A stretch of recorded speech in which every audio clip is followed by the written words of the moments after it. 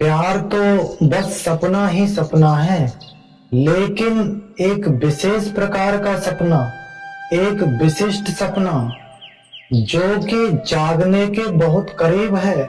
सुबह का सपना, भोर का सपना, एक मधुकर सपना, मीठा सपना। ऐसा सपना जैसे सुबह अभी अभी होने को है, आंखों में नींद भरी हुई है, नींद चली भी नहीं गई, हल्का हल्का जागरण भी है और हल्की हल्की नींद भी है। ऐसी मन की अवस्था है जैसे संध्या काल हो, आधा सूरज पृथ्वी के अंदर और आधा बाहर, जिसका अर्थ हुआ न दिन है न रात। ऐसी मन की स्थिति है। प्यार न दिन है न रात, बस सुबह होने को है, मगर अभी हुई नहीं है। आकाश लाल होने लगा है, बदलियों में रंग आने लगा है सूरज की किरणों का। सूरज अभी प्रकट नहीं हुआ है, क्षितिज के नीचे छिपा है। ऐसा लगता है अब हुआ अब हुआ। तो प्रेम सपना है, लेकिन जागने के सर्वाधिक करीब, जागने के पास का सपना। और भी सपने हैं, घृणा भी सपना है, लेकिन जागने के सर्वाधिक दूर का सपना। घृणा आधी रात का सपना है, प्यार है सुबह का सपना। इसलिए जिन्हें जागना है उन्हें प्रेम का सपना देखना होता है, क्योंकि घृणा के सपने से जागना बहुत कठिन है, बहुत मुश्किल है। प्यार के सपने से जागना आसान है, और जागना जरूरी भी नहीं, क्योंकि सुबह भी हो जाए और तुम न जागना चाहो तो न जागो। सूरज भी निकल आया और तुम्हें सोना ही है तो तुम सोए ही रहोगे। कभी कभी तुम जागकर भी आंखें बंद रखते हो। एक दिन सुबह उठकर एक शराबी की पत्नी ने उससे कहा कि रात नींद में तुम मुझे बहुत गालियां दे रहे थे, बहुत बड़बड़ा रहे थे, बहुत अंट संट बट रहे थे। शराबी ने कहा कि कौन बेवकूफ सो रहा था। तो सोए हुए को जगाना बहुत आसान है और जागे को जगाना बहुत कठिन है। जागा हुआ तो आडंबर बनाकर पड़ा है, ढोंग बनाकर पड़ा है, चादर ओढ़ ली है, आंख बंद कर ली है। जागे हुए ने तो तय कर लिया है कि जागना नहीं है।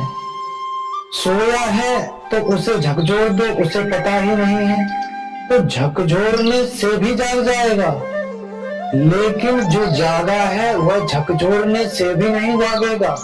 उसे तो पता है, उसने तो तय कर लिया है कि जागना नहीं। तो सुबह भी हो जाने से ही कुछ नहीं होता, प्यार हो जाने से ही कुछ नहीं होता। प्यार होकर भी लोग चूक जाते हैं, मंदिर के दरवाजे तक आकर मुड़ जाते हैं, सीढ़ियां चढ़कर भी लौट जाते हैं।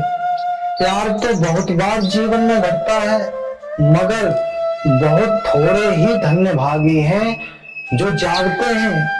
जो जाग जाते हैं उनके प्रेम का नाम प्रार्थना है। तो जागे हुए प्रेम का नाम प्रार्थना है और सोई हुई प्रार्थना का नाम प्रेम है। कहीं सपना और हकीकत मिलते हैं, कहीं सपने और सच्चाई का कोई तालमेल हो सकता है। कैसे पता चले कि कितने प्रतिशत सपना है और कितने प्रतिशत सच्चाई? कहीं अंधेरा और रोशनी मिल पाया है, या तो अंधेरा होगा या रोशनी। कहीं जीवन और मृत्यु को मिला पाओगे, या जियोगे या न जियोगे। बीच में रहने का तो कोई उपाय ही नहीं है। प्यार तो सपना ही सपना है, मगर बड़ा प्रतिकर, मधुर, सुहावना, मनभावन, सुस्वाद लेने युक्त। प्यार अनुभव करने योग्य सपना है।